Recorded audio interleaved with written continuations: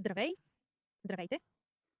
Аз съм KJV Puppy и съм тук да ви кажа как да сте 100% сигурни, че отивате в рая или имате вечен живот, защото всеки ще умре един ден и е много хубаво да имаш това чувство в сърцето си и да не се сблъскваш с лоши последствия след смъртта.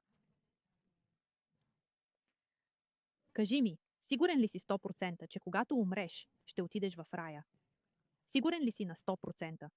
Защото някои хора биха казали: "О, знаеш ли, аз съм до някъде сигурен. Надявам се, мисля, че да, аз съм доста добър. Аз съм доста добър човек." Това е, което повечето хора биха казали. Така че просто питам: 100% ли си? Не 80, 98, а 100% сигурен, че когато умреш, ще отидеш в рая? Сигурен ли си на 100%? Знаеш ли, че Библията ни казва, че можем да бъдем 100% сигурни? В Римляни 3:23 се казва: "Защото всички са съгрешили и са лишени от славата Божия." Това просто значи, че никой не е съвършен. Ясно? Аз не съм съвършен. Ти не си съвършен. Баба не е съвършена. Никой никога не е съвършен. Ясно? Всеки греши. Всички сме грешни. Всички правим лоши неща. Всички сме лъгали или казвали лоша дума, или откраднали молив. Казва, че всеки не достига до славата на Бога. Това е в Римляни 3:23. И пише: "Заплатата на греха е смърт. Понеже грешим, всички умираме. Всеки ще умре един ден." Това не е приятна мисъл, но всеки има рожден ден и ден на смъртта. И казва, че смъртта не е просто тялото да умре и да отиде в земята. Библията казва, че има втора смърт. Пише: "И смъртта и адът бяха хвърлени в огненото езеро." И това е втората смърт. Затова съм тук. Не искам никой да отиде там. Втората смърт, нека да мислим за нея така. Първата смърт е когато тялото умира, а втората е духовната смърт. Втората смърт е огненото езеро. А в Откровение 21:8 се казва: "Всички лъжци ще имат своята част в езерото, което гори с огън и сяра, което е втората смърт." Виждате ли? Там пише всички лъжци. Така че дори да кажеш една лъжа, това те прави лъжец, приятелю. В Откровение 21:27, говорейки за рая, се казва: "По никакъв начин няма да влезе в него нещо нечисто, нито който върши мерзост или лъжа." Една лъжа. Така че една лъжа те лишава от рая, защото раят е съвършено място. И ако си казал една лъжа, значи не си съвършен. Така че виждате как всеки се проваля, както казва този стих. Всички ние не достигаме до Божията слава. Това е проблем, защото Бог ни обича. Той не иска да отидем в огненото езеро. Знаеш ли какво направи? Той направи нещо. В Римляни 5:8 се казва: "Бог показва любовта си към нас в това, че когато бяхме още грешници, Христос умря за нас." Кой е този Христос? Кой е този Исус Христос, за когото чувате или може би не сте чували? Кой е Той? Точно за това съм тук, за да обясня. В самото начало, когато Бог създаде света, Той направи Адам и Ева. В Битие 1:27 се казва: "И Бог създаде човека по свой образ, по Божия образ го създаде, мъж и жена ги сътвори." После им даде само едно правило: "Не яще от онова дърво там." В Битие 3:1 е моментът, когато нарушиха правилото. Казва се: "А змията беше по-хитра от всички полски зверове, които Господ Бог беше създал. И тя каза на жената: Наистина ли Бог каза да не ядете от всяко дърво в градината?" А в Битие 3:6 се казва: "И когато жената видя, че дървото е добро за храна, приятно за очите и желано, за да дава мъдрост, взе от плода му и яде, даде и на мъжа си, и той яде." Точно това беше първият грях. А тази двойка, Адам и Ева, те имаха деца, нали? И имаха деца, и пак имаха деца, и така нататък и нататък. И точно за това сме в тази ситуация. В Римляни 5:12 се казва: "Затова, както чрез един човек грехът влезе в света, и смъртта чрез греха." И така смъртта премина върху всички хора, защото всички са грешиха. Понеже идваме от Адам и Ева, всички грешим. Всички се проваляме. А в Битие 3:15 Бог даде обещание. Той каза: "И ще поставя вражда между теб и жената", говорейки на змията там, "и между твоето потомство и нейното потомство. То ще ти смаже главата, а ти ще му нараниш петата." Това е първото пророчество за Исус, което виждаме в Библията. Бог обеща, че ще има човек, който да поправи грешката, още в самото начало. Сега, около 3200 години по-късно, познайте кой се появява? Това е Исаия в Библията. И той пророкува за девственото раждане. В Исаия 7:14 се казва: "Затова сам Господ ще ви даде знамение. Ето, девица ще забременее, ще роди син и ще го нарече Емануил." О-хо-хо! Това беше 3200 години след първото пророчество. И знаеш ли какво се случи? След 700 години пророчеството се сбъдна. Точно така. Исус се роди. Не знам дали сте чували за Коледа, но тогава много хора по света празнуват раждането на Исус.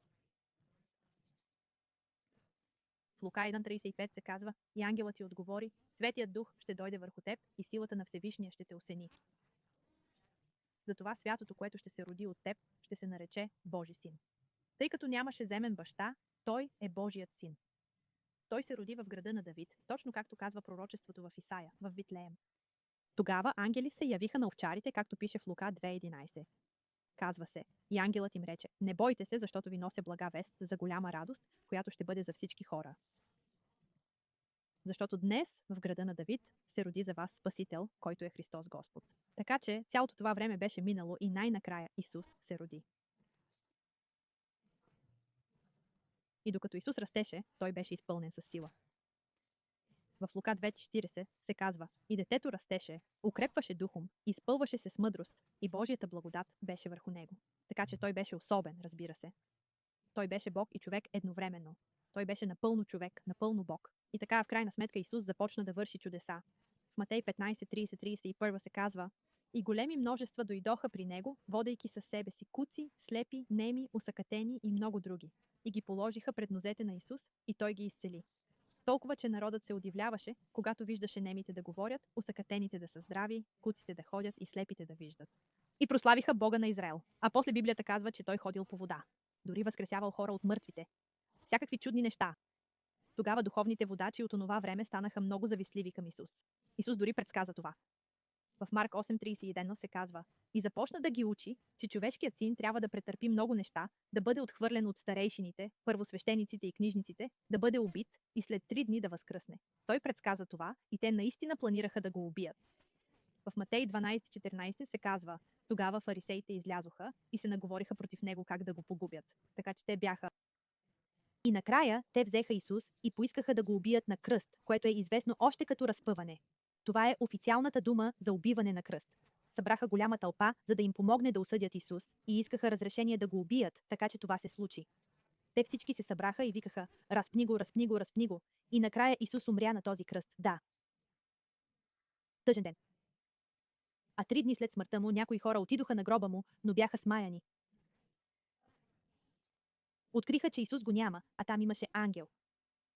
В Лука 24.6-7 ангелът казва: той не е тук, а възкръсна. Спомнете си какво ви каза, когато беше още в Галилея. Синът човешки трябва да бъде предаден в ръцете на грешни хора, разпнат и на 3-тия ден да възкръсне. И така, той възкръсна от мъртвите, затова помнете, наказанието за греха, за лошите постъпки е смърт. После има втора смърт, ад и огненото езеро, от което няма измъкване. Затова ти казвам всичко това, за да не отидеш там. Писанието казва, че всички сме грешници и заслужаваме ада, но Бог ни обича. В Римляни 5.8 пише: Бог показа любовта си към нас в това, че докато бяхме още грешници, Христос умря за нас. Исус не просто умря на кръста, той плати за греховете ни със своята смърт, със своята жертва. Той живя съвършен живот. Знаеш, никога не съгреши, нито веднъж. Във 2 Коринтияни 5.21 се казва: защото онзи, който не знаеше грях, Бог го направи грях заради нас, за да станем ние чрез него праведни пред Бога. Вау! А в 1 Петър 2.24 пише: който сам понесе в тялото си нашите грехове на дървото. Той носеше греховете ни в своето тяло на кръста. Моите грехове, твоите грехове, греховете на всички, минали и бъдещи, всички грехове бяха върху него в онзи ден, защото съвършеният Бого човек плати за твоя грях точно там. А в Евреи 2.9 пише, че по Божията благодат да вкуси смъртта за всеки човек. В Колосяни 2.14 пише: заличавайки почерка на наредбите, които бяха срещу нас. Така той го изтри, като изтриване, той го заличи. Наредбите срещу нас има дълъг списък с неща, които не трябва да правим, нали? Дълъг списък. Не лъжи, не мами, не кради. Голям списък. И има наредба срещу нас. Така че всичко лошо, което някога си направил като голям списък, и пише, че той го заличава, изтрива го. В Колосяни 2.14 пише: заличавайки почерка на наредбите срещу нас, който беше против нас, и го махна, като го прикова на кръста си. Всички лоши неща, които си правил или ще правиш, са приковани на кръста тогава. Но не всеки отива в рая и не всеки отива в ада. Библията казва, че има едно нещо, което всеки трябва да направи.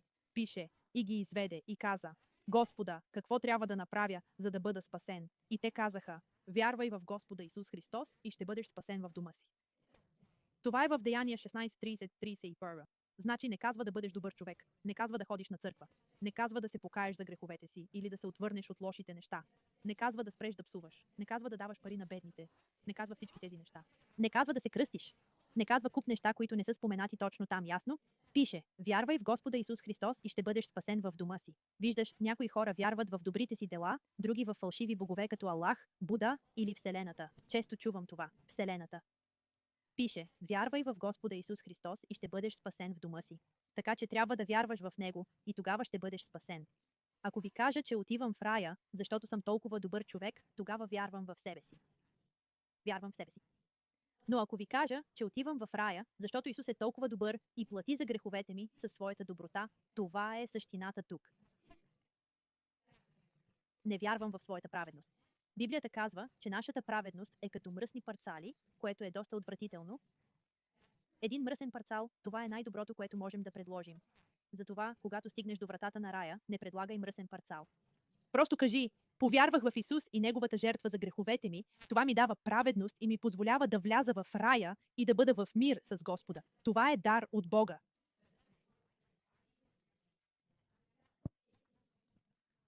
Не чрез дела, за да не се хвали никой човек, нека го разгледаме. Защото по благодат сте спасени чрез вяра. И така, благодатта е нещо, което не си заслужил и си спасен чрез вяра. Вярата е това, в което вярваш. Затова, по благодат сте спасени чрез вяра, не я заслужавате и сте спасени чрез това, в което вярвате. Следващият ред казва, и не от вас самите. Това е дар от Бога. Не чрез дела, за да не се похвали никой. Това е подарък, ясно. Има хора, които казват, о, донесох ти подарък, но после има някакви условия, нали? Или някой сайт ще кажем, о, безплатен подарък, но трябва да им дадеш лев. В момента, в който трябва да дадеш лев, това вече не е подарък. В момента, в който трябва да направиш нещо, това не е подарък. Ако ти кажа, ще ти дам тази Библия, но трябва да ми дадеш 5 лева, това подарък ли е? Не. Или ако кажа, ще ти дам тази Библия като подарък, но не можеш повече да псуваш, без лоши думи, това подарък ли е? Не, защото трябва да го заслужиш, а Библията казва, че е безплатен дар. Безплатен подарък. Когато някой ти дава подарък, просто го вземаш, получаваш го и казваш благодаря. Това е всичко, което трябва да направиш за спасението. Това е безплатен дар, защото Бог те обича. И Библията казва многократно, че само като вярваш в Исус, това е единственият път. Казано е, че не е чрез дела, за да не се хвали никой човек.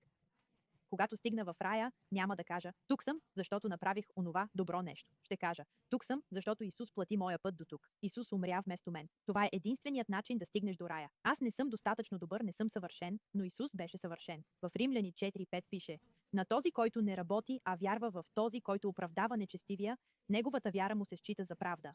Вярата се счита за правда, не трябва да работиш. Казва, на този, който не работи. Така че не е нужно да вършиш добри дела, а между другото, отказването от греха е добро дело. В Йона 3:10 пише, че Бог видя делата им, че са се отвърнали от злия си път. Това се нарича дело. Отвръщането от злия път се нарича дело, но това не е задължително. За да отидеш в рая, просто трябва да вярваш в Исус. Това е всичко наистина. В Йоан 3:16 пише, защото Бог толкова възлюби света, че даде своя единороден син, за да не погине нито един, който вярва в него, а да има вечен живот. Това е много популярен стих и казва, че всеки, който вярва в Исус, няма да погине, а ще има вечен живот. И колко дълго е вечността? Завинаги. Така че, щом имаш този дар, той е твой завинаги. Ясно? Ако кажа, ето, давам ти подарък, тази Библия, твоя е, можеш да я вземеш. Това е дар, но после ме ядосаш и си я взема обратно. Това не е бил подарък, а някаква странна условна сделка. Но Библията казва, че ако имаш дара, това е вечен живот, не седмичен живот. Не можеш да загубиш своя дар, той е твой подарък завинаги. В Йоан също пише, а на всички, които го приеха, даде право да станат Божии чада, на тези, които вярват в Неговото име. Виждате, Библията постоянно повтаря, вярвай, вярвай, само чрез вяра.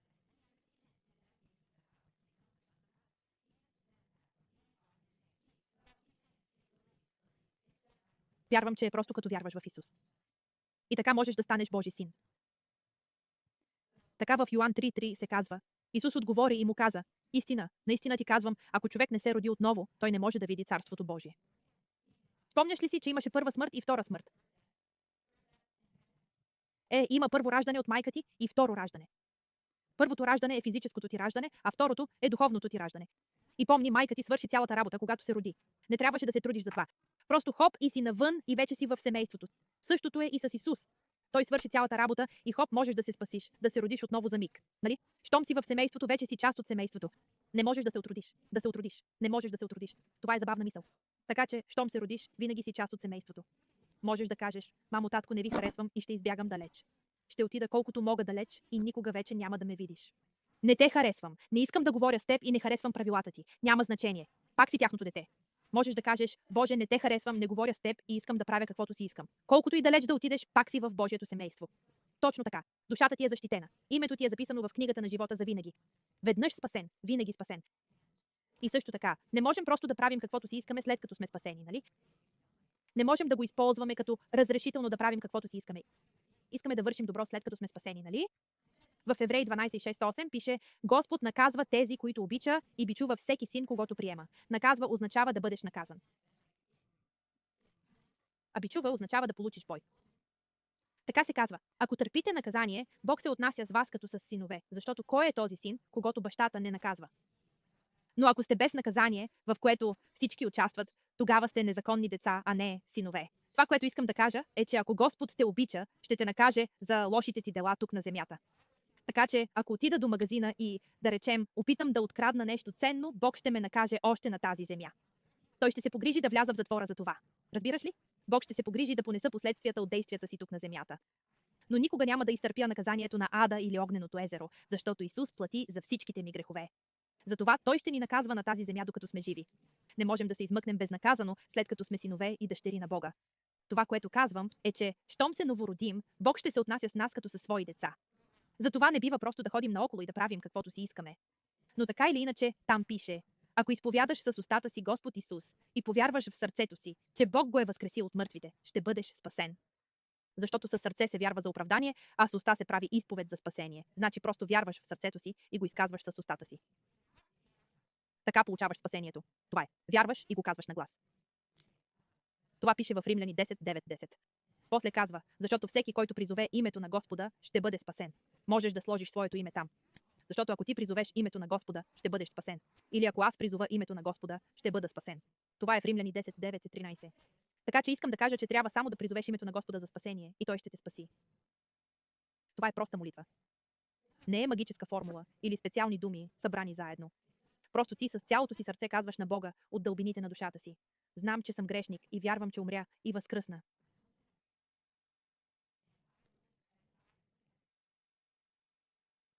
Плати цената, Исусе, за моите грехове, за да не отида в огненото езеро.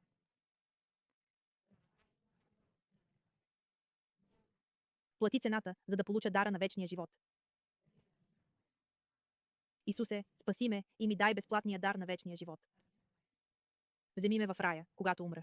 Амин. Така че, ако вярваш това, ако кажеш нещо подобно с цялото си сърце на Бога, Той ще те спаси. Така че, поздравления! Ако го каза с цялото си сърце днес, значи това е твоят духовен рожден ден. Честит рожден ден. Виж, сега имаш 2 рождени дни. Значи, получаваш повече торта, предполагам. Но сериозно, честит рожден ден. Писанието казва, че ангелите се радват на небето и не можеш да го загубиш. Казва: истина, истина ви казвам, който чуе словото ми и вярва в този, който ме прати, има вечен живот и няма да бъде осъден, а е преминал от смърт към живот.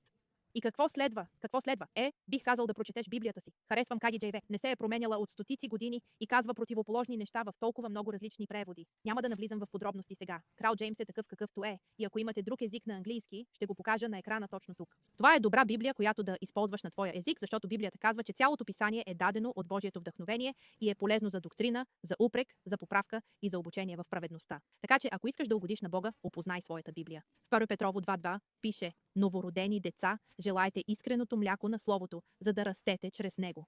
Като новородено бебе, искаш да пиеш това мляко на думата. И втората стъпка, бих казал да се кръстиш. Не е нужно, за да отидеш в рая, нали? Вече отиваш в рая, но Библията казва, че е добра идея да се кръстиш, след като си спасен. Така последният стих в Матей гласи: и Исус дойде и им говори, казвайки: дадена ми е всяка власт на небето и на земята. Затова идете и научете всички народи, като ги кръщавате в името на Отца и Сина и Светия Дух, учейки ги да пазят всичко, което съм ви заповядал. И ето, аз съм с вас през всичките дни до свършека на света. Амин. Обичам това. А Исус показа, че кръщението е нещо добро, като самият Той се кръсти. Пише: и през онези дни Исус дойде от Назарет Галилейски и се кръсти от Йоан в Йордан. И веднага, като излезе от водата, видя, че небесата се разтвориха и духът като гълъб слезе върху него. И глас дойде от небето: ти си моят възлюбен син, в когото благоволих. И веднага духът го отведе в пустинята. Това е Марк, Ян 9:12. Искаш ли Бог да благоволи в теб? Кръсти се, след като си спасен. Това е добра следваща стъпка на послушание. И след това Исус веднага започна своето служение. Той намери последователи, вършеше чудеса. От опит съм виждал как Божията сила действа по-бързо в живота на хората след кръщение, вършейки чудни неща за Бога. Затова силно го препоръчвам. Ако си бил кръстен преди да получиш спасение, например като бебе, тази практика не е библейска.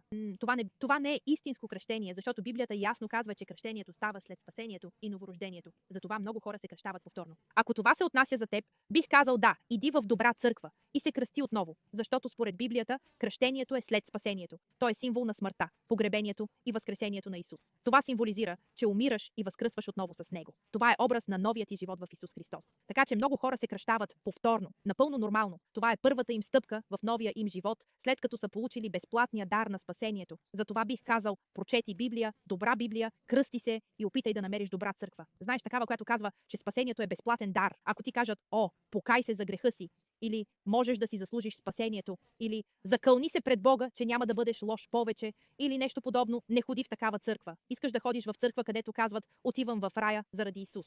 Добре, благодаря за времето. Обичам те, муа. И лека нощ или ден, или каквото е там при теб. Много се радвам за теб, ако си получил безплатния дар на спасението. Пази се. Чао.